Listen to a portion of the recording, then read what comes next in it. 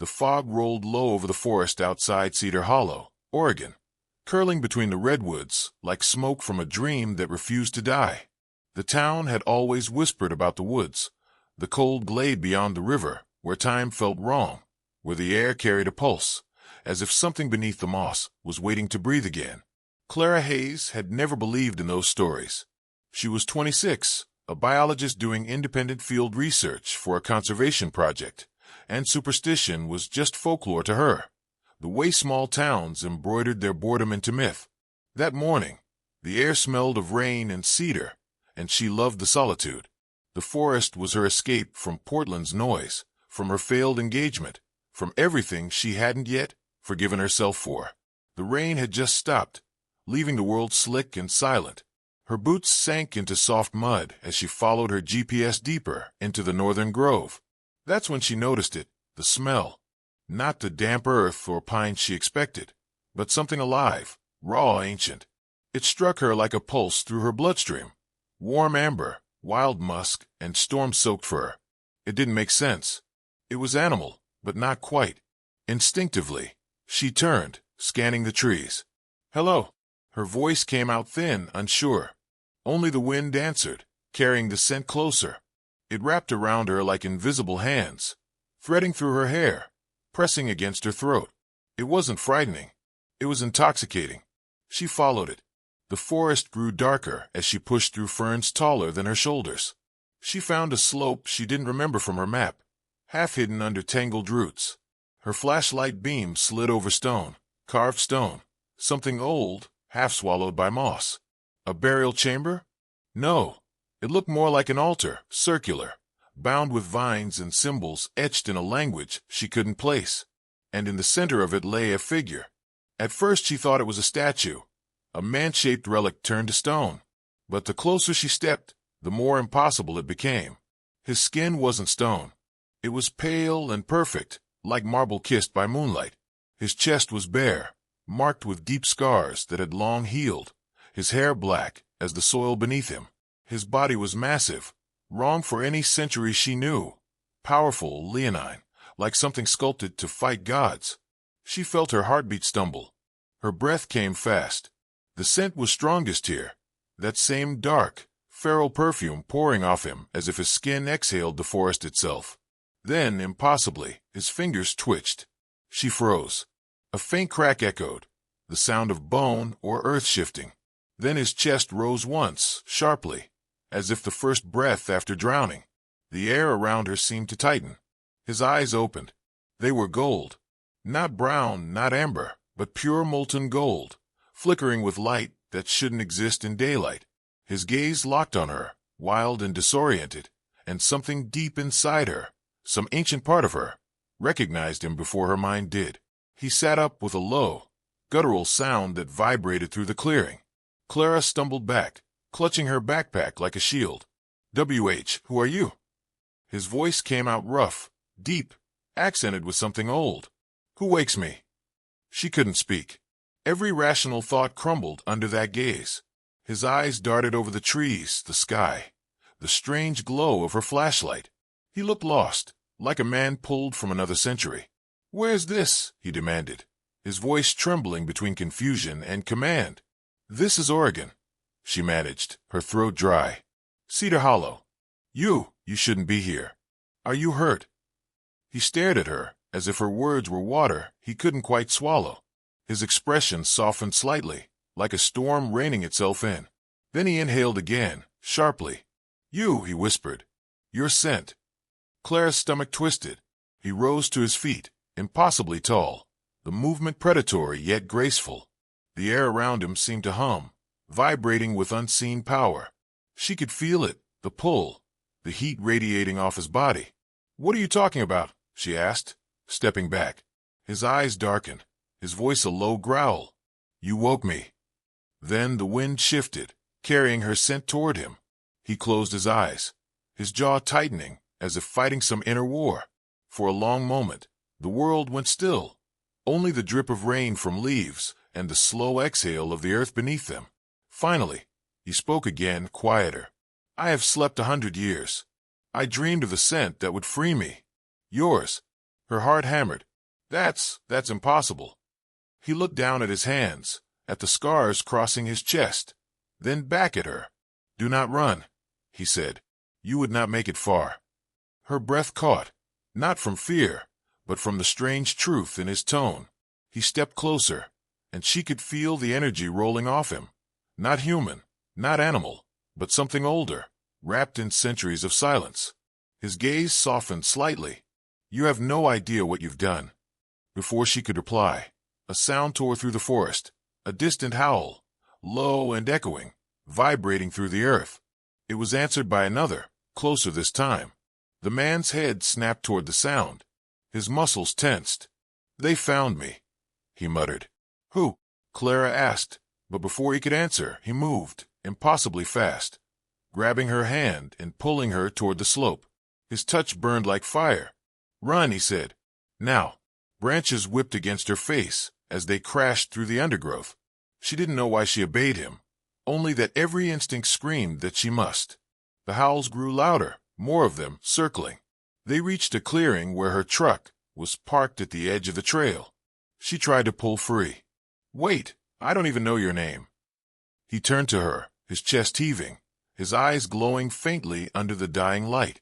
My name, he said slowly, as if remembering how it felt to speak it, was Rowan. But to those who feared me, I was the Lycan king. The words hit her like thunder. Before she could respond, something slammed into the trees behind them. A blur of movement, a pair of glowing red eyes.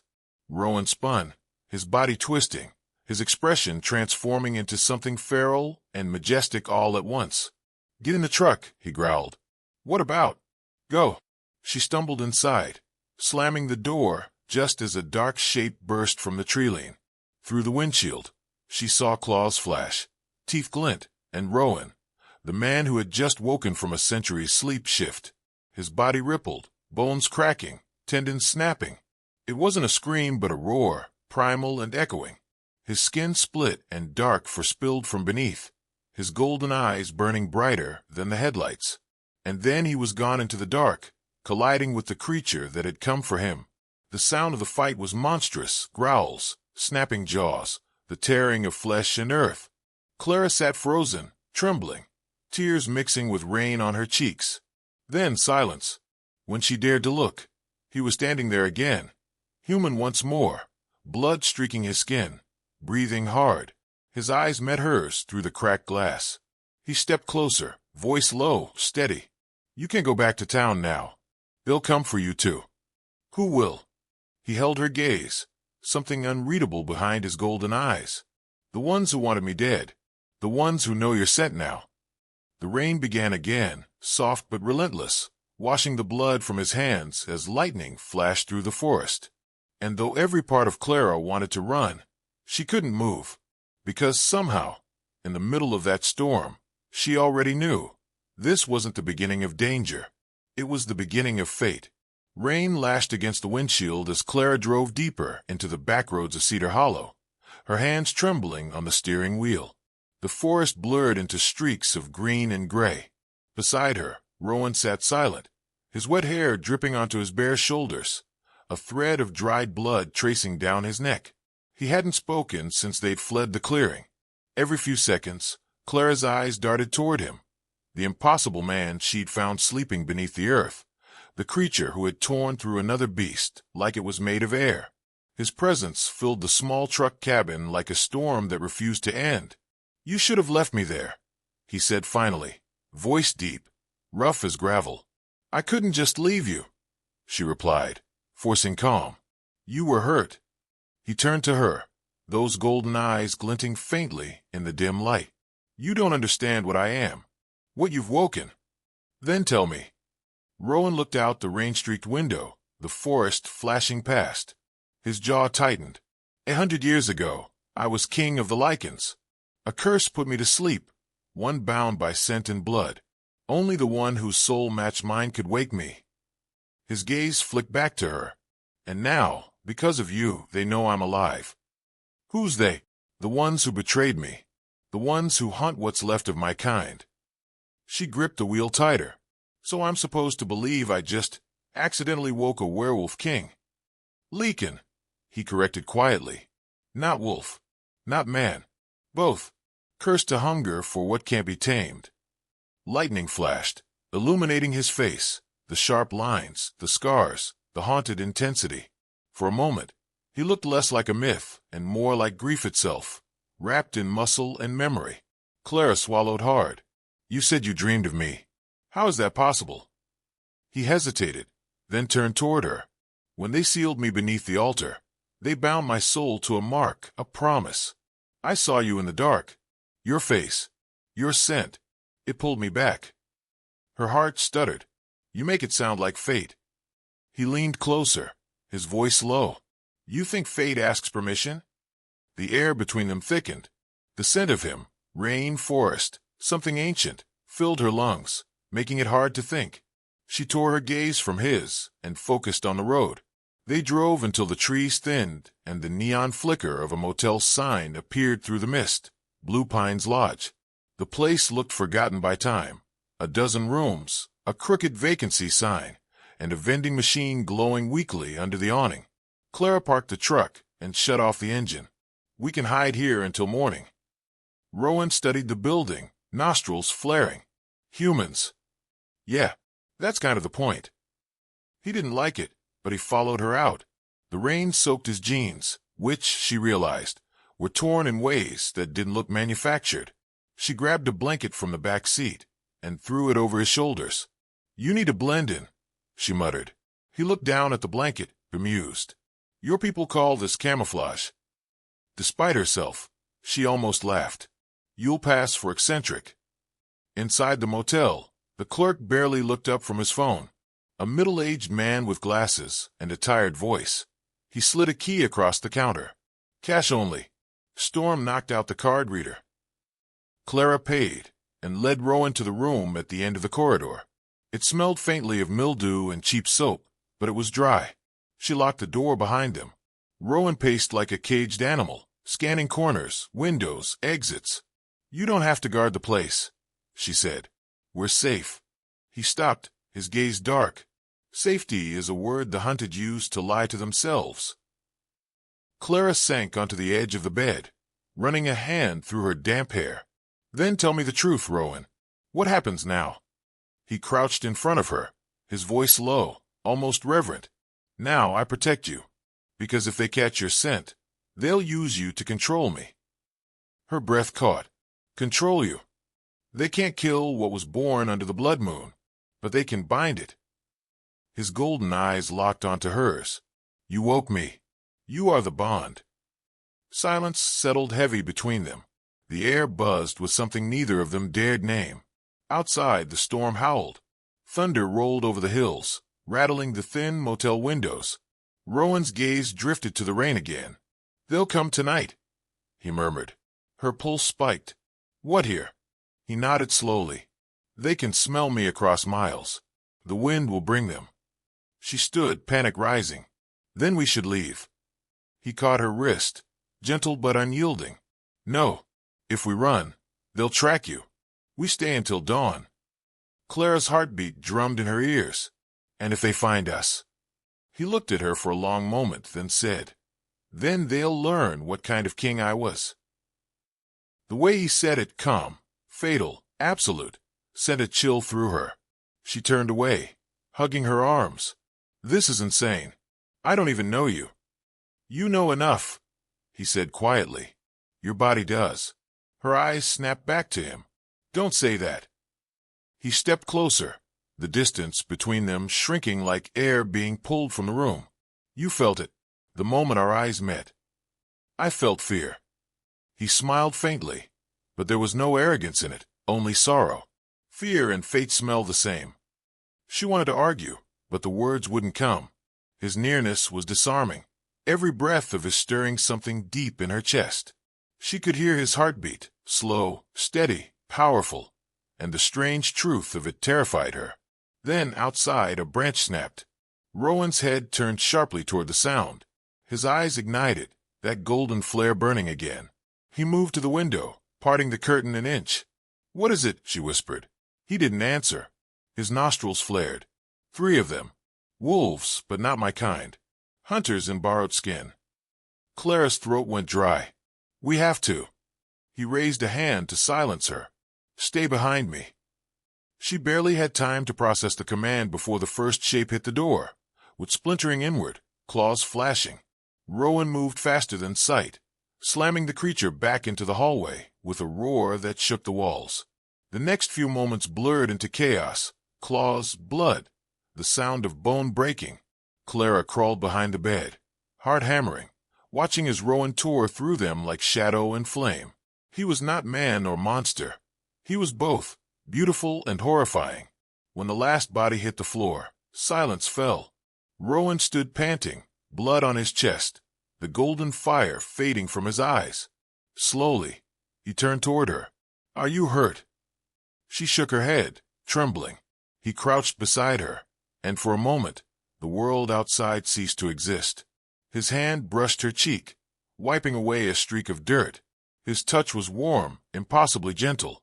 "You shouldn't have found me," he said softly. "Now neither of us belongs to the world we knew." Something inside her cracked, not fear but recognition. "I don't want any of this," she whispered. "Neither did I," he said. "But the moment your scent touched the air, fate decided." Lightning illuminated his face, raw, haunted, alive. And for the first time, she saw not a beast, but a man who'd carried too many centuries of loneliness. Outside, sirens wailed faintly in the distance. The hunters had drawn attention. They couldn't stay. Rowan stood, pulling her gently to her feet. "At dawn we move north, into the mountains. They won't follow that far. And after that," his eyes softened, "after that, we find out why it had to be you." Clara looked at him, this impossible being wrapped in rain and ruin, and felt the first flicker of something she didn't dare name. Because beneath the fear and blood and thunder, something had awakened in her too. Something that whispered she had always been meant to find him. The sun hadn't yet risen when Clara woke to the scent of pine and smoke. For a moment, she forgot where she was. The cracked motel ceiling above her, the damp blanket tangled around her legs, the faint ache in her chest. Then she saw him. Rowan sat near the window, bare-chested again, cleaning a knife that looked too old for this century. His back was turned to her, muscles shifting under pale skin as he wiped blood from the blade. Outside, mist curled over the asphalt. The silence was heavy, almost sacred. He turned slightly, sensing she was awake. "You didn't sleep much." Clara pushed herself upright, her voice still raw. "Neither did you." He smiled faintly, though it didn't reach his eyes. "Sleep is for men without ghosts." She wanted to ask what haunted him, but she didn't have to. The question was written in the way he carried himself, every movement taut with something unspoken. Instead, she stood and reached for her jacket. "We should go before someone finds the bodies." Rowan nodded. He sheathed the knife, grabbed a worn leather satchel she hadn't noticed before, and followed her out into the cold morning. They drove north, toward the mountains. The world thinned into winding roads and fog that swallowed the sky.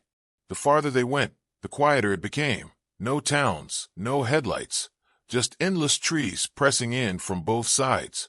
Hours passed in silence. Clara kept her eyes on the road, but her thoughts spun out of control. Every time she inhaled, she caught that scent again, his scent, and her pulse betrayed her. Finally, she broke the silence. "You said last night that I'm the bond. What does that actually mean?" Rowan's eyes stayed on the window. "It means my life is tied to yours now. If you die, I sleep again. If I die, you carry the curse." Her hands tightened on the steering wheel. "That's not possible." He turned to her, his gaze steady. "You think I choose to lie about such things?" She swallowed hard. "So I'm trapped in this? Because I woke you." "You didn't just wake me, Clara." His voice softened. "You answered me." The words landed like thunder in her chest. She wanted to deny it, the pull she felt toward him, the invisible thread between them. But it was already too real. They stopped at a gas station hours later, somewhere along the Cascades. It was one of those lonely, half-forgotten places. One pump, a soda machine, and a wooden shack that claimed to sell jerky and maps. The air smelled of diesel and wet soil. While Rowan waited in the truck, Clara went inside. The man behind the counter was old, his beard the color of ash, his eyes sharp despite his age. "Morning," she said. "Can I get a map of the northern trails?" The man didn't answer at first. His gaze flicked toward the window, where Rowan sat watching the tree line. When he spoke, his voice was quiet. "You shouldn't be with him." Clara froze. "Excuse me." He leaned closer, lowering his voice. "The old blood walks again. I can smell it. He's not supposed to be awake." Her stomach turned cold. "You know about him." The man nodded. "There was a war, long before this world forgot. The Lycans turned on their king, sealed him beneath stone, so he couldn't destroy us all." "That's not true." Rowan's voice cut through the doorway. The old man stiffened as Rowan stepped inside, filling the room with his presence. The air seemed to shrink around him. "You tell her stories," Rowan said, his tone calm but dangerous. "But you weren't there." The old man's jaw tightened. "I know what you are." Rowan's golden eyes flickered faintly. "Then you know what I could do." "Stop it," Clara snapped, stepping between them. "Both of you." Rowan looked at her, not angry, but wounded. Then he turned and left, disappearing back into the rain. Clara paid for the map, with shaking hands. Before she could leave, the old man spoke again, quietly. "There's a mark on you now, girl. Behind your heart. When the bond deepens, he'll feel your pain as his own." Her throat closed. "What happens if I leave him?" The man's eyes softened with pity. "You won't. You won't be able to." She stepped out into the gray light, heart racing. Rowan stood by the truck, rain beating off his skin. "What did he tell you?" he asked, voice low. "Nothing," she lied. He studied her for a long moment, then climbed into the passenger's seat, without another word. The drive continued in silence, tension pressing between them like a wall. Eventually, the trees opened up to reveal an abandoned mountain cabin, half hidden by fog. The wood was gray and split, but the structure stood firm. "This was one of ours," Rowan said, stepping inside. "A safe place once." Clara followed, brushing away cobwebs. The air smelled of dust and pine. She found a blanket, old but clean enough, and wrapped it around her shoulders. "What happens now?" Rowan stood by the hearth, staring into the cold ashes of a forgotten fire. "Now I remember who cursed me." She hesitated. "You said it was your enemies." He shook his head slowly. "No, it was someone I loved." Clara's heart twisted. "Who?" "My mate," he said softly. "She betrayed me to save herself. When the hunters came, she gave them my name. Her scent still burns in my memory, sweet, like lilac and blood." He turned toward her, pain flickering behind his golden gaze. "That scent vanished the night she died." Clara looked away, her throat tightening. "And mine." He stepped closer. "Yours woke me. Yours broke the curse she left behind." Their eyes met. For a heartbeat, the world felt suspended, rain whispering on the roof, mist pressing against the windows. Clara's voice trembled. "If I freed you, then why does it feel like I'm the one trapped?" "Because you are," he said, so quietly it almost disappeared into the storm. He reached out, fingers brushing her collarbone. Heat surged through her body, a pull that was both terrifying and magnetic. "The bond has begun to root," he murmured. "You feel it, don't you? The ache when I'm near." She did. Every breath felt heavier, every heartbeat too loud. "But there's something you don't know," he continued, his eyes darkening. "That bond, it comes with a price." "What price?" He hesitated, and for the first time since she'd met him, he looked uncertain. "When the blood moon rises again, the bond will complete itself. One of us will carry the curse. The other will be free." Clara's breath hitched. Free. Free from the hunger, from the beast, from the century of silence. He met her eyes. "But freedom demands balance. The bond always takes one." She stepped back, shaking her head. "You mean one of us dies?" He didn't answer. Outside, thunder cracked like the earth itself was splitting. Clara turned away, staring into the dark forest beyond the window. "There has to be another way." "There isn't," Rowan said softly. "That's what the curse is. A love that saves and destroys in the same breath." Tears stung her eyes. Then why me? Why now? He approached her slowly, his voice breaking with something raw. Because fate doesn't care who it hurts. It only knows who it needs. He stopped inches from her, the stormlight cutting across his face. Part man, part myth, all heartbreak. I don't want to lose you, he whispered. Her voice trembled. You don't even have me. He smiled sadly. Not yet. And then, before she could speak again, he kissed her. It wasn't soft or hesitant. It was desperate. Centuries of silence breaking in one impossible touch. The air around them trembled, the cabin filling with the hum of something ancient. Power, connection, surrender. When he pulled away, both were shaking. Outside, the wind screamed through the trees. Inside, Clara whispered the truth neither of them wanted to face. Whatever this is, it's already killing us, isn't it? Rowan closed his eyes, resting his forehead against hers. Only if we let it. But deep down, they both knew. The bond was already writing its price. The mountains were silent except for the storm. The rain had eased into mist, wrapping the world in a gray that felt endless. The cabin creaked with every gust of wind, as if even the walls were holding their breath. Clara sat by the fire Rowan had finally managed to build. Orange light flickered across his face as he sharpened his knife, with slow, rhythmic movements. He hadn't spoken much since the night before, since the kiss that had shaken something awake in both of them. Every time she looked at him, she felt the pull stronger. It was like gravity, something ancient and cruel. The bond was no longer invisible. She could feel it, a faint hum beneath her skin, a warmth in her chest that pulsed in rhythm with his heartbeat. He finally broke the silence. It's beginning. Her throat tightened. What is? The convergence. He looked at her, eyes reflecting the firelight. The blood moon rises tomorrow night. When it does, the bond will demand balance. It will choose one of us. Choose one to die, she whispered. He didn't deny it. To release the curse, the bloodline must end or begin anew. There's no middle ground. She shook her head, anger slicing through the fear. That's not a choice. That's punishment. Rowan's voice was quiet, but steady. It's nature. Power always takes what it's owed. Clara stood abruptly, pacing across the cabin. You're just accepting it? After everything, the fighting, the running, you're ready to let fate decide. Rowan's jaw tightened. You think I want this? He stood too, towering over her, the fire catching the gold in his eyes. You think I haven't tried to change it? 100 years I dreamed of freedom, of undoing what she did to me. But every path ends the same. Death or damnation. She cursed you because she betrayed you, Clara said, her voice shaking. But I'm not her. I didn't ask for this. He stepped closer, his expression softening. I know. That's why it has to be me.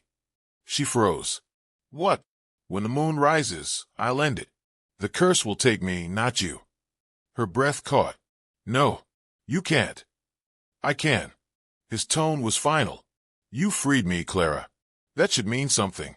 You don't deserve to carry my burden. Tears blurred her vision. You think dying is noble, that it fixes what's broken. Rowan reached out, brushing a strand of hair from her face. No, but it spares you from becoming what I am. His touch lingered, warm, trembling. Clara grabbed his wrist, defiant. You don't get to decide that for me. Their eyes locked, firelight flickering between them. For a moment, the air shifted, the pull between them tightening until it hurt. Then she felt it, a sharp pain behind her ribs, like something inside her was being pulled out. She gasped, clutching her chest. Rowan's face paled. It's too soon. What's happening? The bond, it's feeding on us. He reached for her, his voice breaking. I can feel your heart inside me. If we stay near each other, it'll burn us both. Then what do? He looked away. We separate, until the moon passes. Clara stared at him, tears streaking down her cheeks. If we separate, we die. You said that. I said if you die, I sleep again. He turned back, eyes burning gold. If I die, you live. No, the word tore out of her like a scream. You're not leaving me. He grabbed her shoulders, his voice breaking. You don't understand. I understand enough, she cried. You've spent a century alone, hiding, bleeding for ghosts.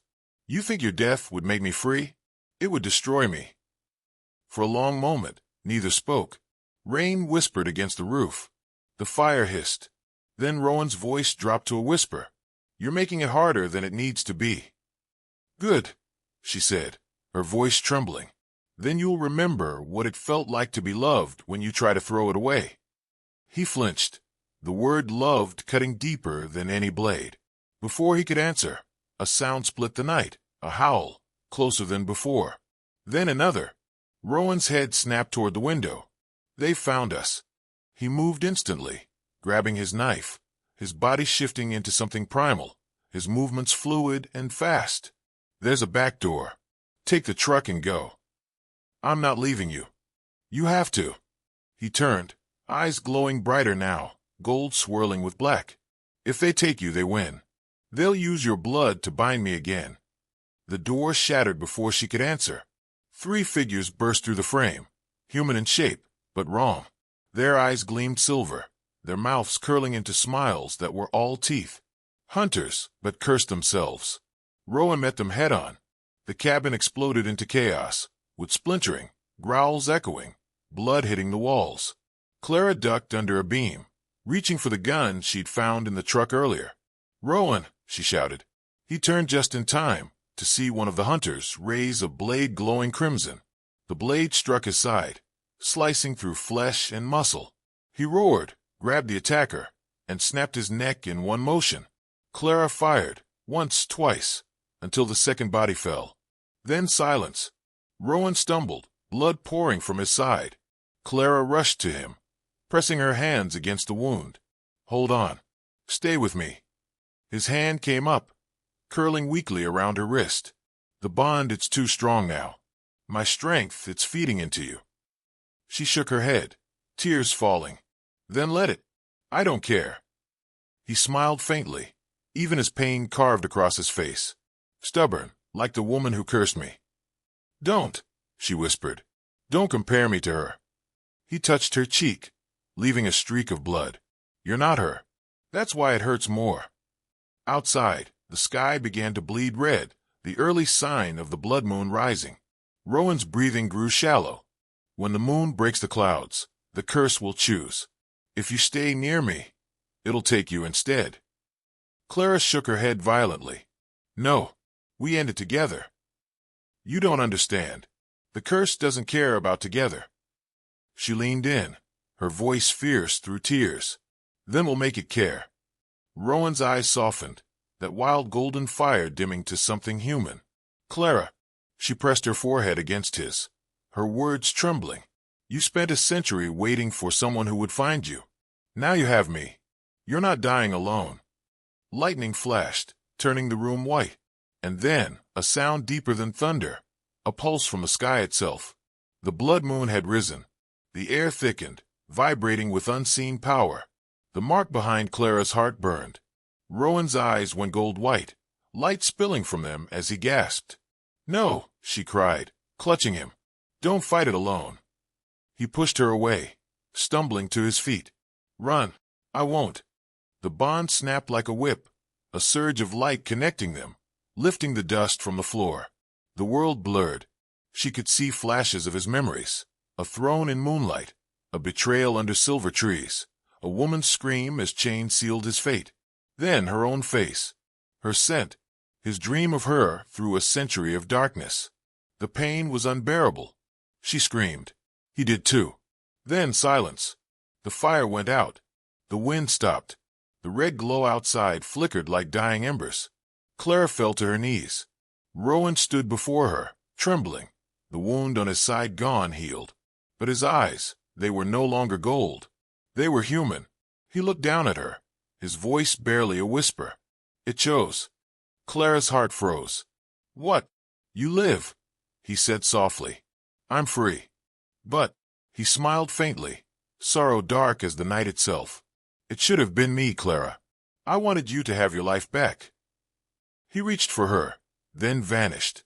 Just like that. The air where he stood shimmered and dissolved. The cabin fell silent, the storm breaking apart into cold, empty stillness. Clara collapsed, the echo of his heartbeat still pounding in her chest. Outside, the blood moon began to fade behind the clouds, its light dying over the mountains. She pressed her hand to her chest, feeling the mark burn once, then go still. He was gone. And yet, in the hollow space where her fear had lived, something else stirred, faint, rhythmic, alive. His heartbeat. Inside her, the mountains slept beneath the gray dawn. A hush had settled over Cedar Hollow, the kind of silence that comes after storms, when the world doesn't yet know what it's lost. Clara stood at the edge of the forest, where the trees met the river, her coat pulled tight against the cold. Mist curled around her boots, and the water's reflection shimmered with the faint memory of the blood moon's glow. It had been 3 days since Rowan vanished. 3 days since the curse chose. She hadn't gone back to the cabin. Couldn't. The smell of smoke and blood clung to her memory too tightly. Every sound in the woods, the snap of a twig, the whisper of wind, made her turn, expecting to see him. But there was only silence. And yet she wasn't alone. At night, she felt it, a heartbeat that wasn't hers. It pulsed quietly behind her ribs, slower, steadier, older. Sometimes it quickened when the wind rose. Sometimes it whispered, "I'm still here." She tried to convince herself it was trauma, grief, imagination. But when she stood under the moonlight and the air shifted, she could smell him, that same dark, wild scent of cedar and rain. The Lycan king was gone, but not gone. Something in her had changed. That morning, she hiked back into the forest, drawn by something she couldn't explain. The fog thickened as she walked, and the earth beneath her boots grew damp and soft. Every direction looked the same, endless redwoods, their bark glistening with dew. Her breath came out in clouds. The forest felt alive, listening. Finally, she reached the glade. The altar where she'd first found him lay silent again, the stones slick with moss, the air heavy with memory. The place was the same, but the world was not. She knelt, brushing her hand over the cold stone. "Rowan," she whispered, her voice breaking. "You said the bond would take one of us, but it didn't take you. It changed you, didn't it?" No answer, only the sigh of wind through the trees. But then the ground beneath her fingers grew warm. She drew back, startled. The moss glowed faintly, not bright, just a soft pulse, like breath under the soil. The glow spread outward, tracing the symbols carved into the stone. And then his voice, soft, inside her. "You shouldn't have come back." Clara's breath caught. "Rowan." The voice trembled like wind through memory. "You carry me now. My blood, my power.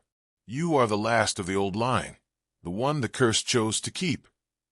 Her knees went weak. "You said I'd be free. You are. But freedom is never without cost."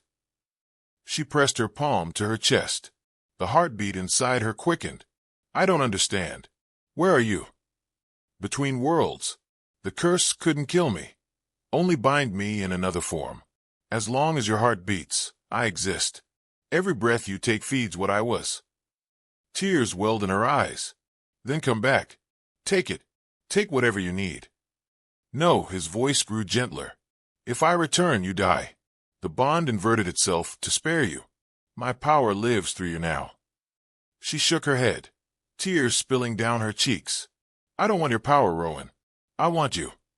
For a moment, only silence answered her. Then softly, "You already have me. Every scent of rain, every heartbeat in the dark. You'll feel me when you run, when you dream. The forest will answer to you now." The light from the altar faded. The warmth withdrew. "Don't go," she whispered. But the only reply was the wind. She stayed there for a long time, until the morning light spilled through the fog and painted the moss silver. When she finally stood, something inside her had settled. Not peace, but purpose. She returned to the cabin that night. It was quiet, repaired by her trembling hands. A roof mended, a fire lit. She cleaned away the blood. She kept his blade by the door. The next full moon rose pale and distant, nothing like the blood moon's fire. But when its light touched her skin, her senses sharpened. The forest sang louder. The heartbeat inside her slowed, deepened. Not foreign anymore, but hers. Something stirred in the darkness beyond the trees. Not danger, but recognition. Two golden lights flickered for an instant among the pines. Watching. "Rowan," she whispered. A faint sound answered, a wolf's low, steady call, carried by the wind. And though her human mind knew it couldn't be real, her body knew better. She felt him, not as a ghost, not as a memory, but as part of her. His soul threaded into hers like roots beneath the same soil. Weeks passed, then months. Clara left Cedar Hollow eventually. She drove east, then south, always toward the forests and mountains, where the air still smelled of wildness. She learned things she shouldn't have. How to listen to heartbeats through rain, how to sense danger before it came, how to call the wolves and have them come. And sometimes, when the moon rose high and red, she would see him. Not clearly, just a shimmer at the edge of the trees. A man's shape, eyes like molten gold. Each time, he looked the same, calm, distant, proud. Watching her. The last time she saw him was in winter. Snow blanketed the pines, and her breath hung white in the air. She stood on a ridge overlooking a frozen valley, her pulse steady and strong. "You kept your promise," she said softly to the wind. "You protected me." For a moment the forest stilled. Then faintly, from somewhere deep below the snow and soil, his voice came, softer than a sigh. "No, Clara, you protected me." The wind rose, carrying his scent, rain and cedar, wild and eternal. She closed her eyes, smiling through her tears. "I'll keep the world safe for you." And when she opened them, the golden eyes in the woods were gone. Only the forest remained alive, ancient, and quietly breathing in rhythm with her heart. The legend of the Lycan king faded again into whispers. But somewhere, in the blood and heartbeat of one woman, who once walked into the wrong forest and woke something timeless, his soul lived on, not in sleep, not in chains, but in her. And that was how the curse became a legacy. The end.